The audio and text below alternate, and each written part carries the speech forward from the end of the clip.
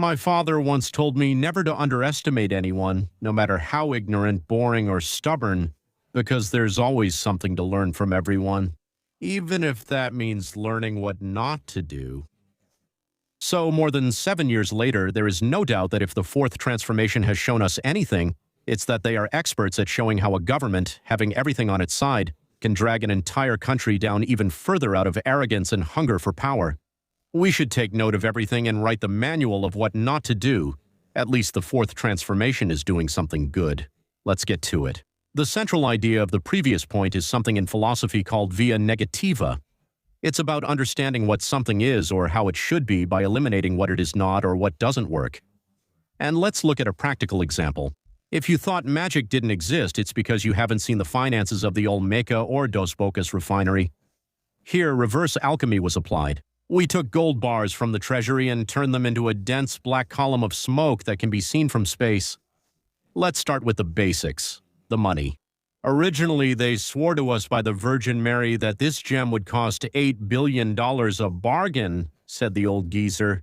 But since in this country, technical planning is seen as a tool of neoliberalism to stop transformation, the cost went over 18 billion.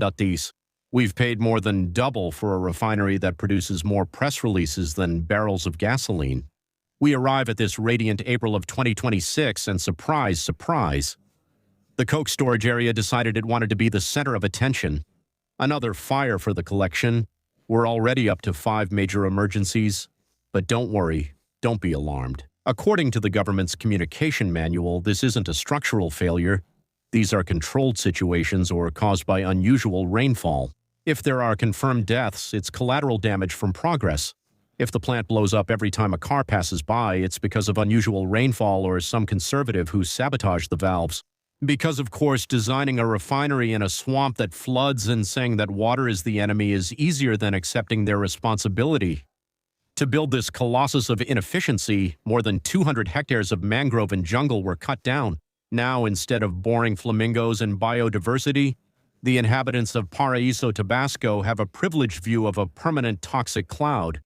The children and elderly in the area are experiencing health problems, but hey, it's all for energy sovereignty. It's much better to breathe poison produced at home with a national seal than pure foreign air. That's pure patriotism, you can't deny it. Dos Bocas is not a refinery, it's a sociological study.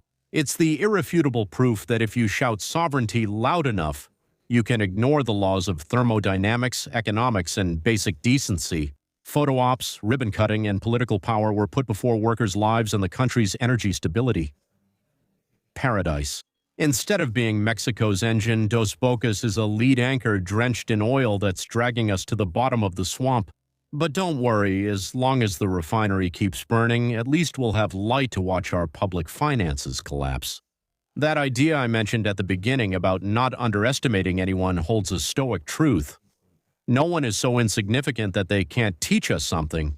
We often look for role models, positive mentors, but negative mentors are just as valuable.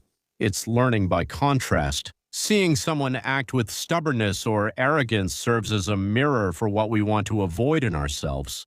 To learn from someone easy to ignore, you first have to stop ignoring them. It takes cold, analytical observation to understand why their methods fail. Historically, the most destructive governments are not always those with few resources, but those that, having legitimacy, a majority, and resources, lack self-criticism and common sense. If we analyze the experience of the fourth transformation through this lens, inverse learning breaks down into 3 axes: wasted political capital, and how a historic majority can be used to destroy institutions instead of strengthening them. The lesson here is, power without internal checks tends toward chaos, ideology over expertise, ignoring technical reality in pursuit of a political narrative. The lesson, willpower does not substitute for competence, polarization as a boomerang effect. The hunger for power that feeds on national division ends up fragmenting the state's own ability to respond. By learning from the fatal mistakes of the fourth transformation, we can create a manual of what to avoid.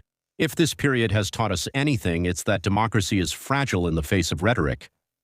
7 years later, the lesson takes on a civic nuance. If we are not able to document and learn from governmental arrogance, we are condenados a repetirla una y otra vez.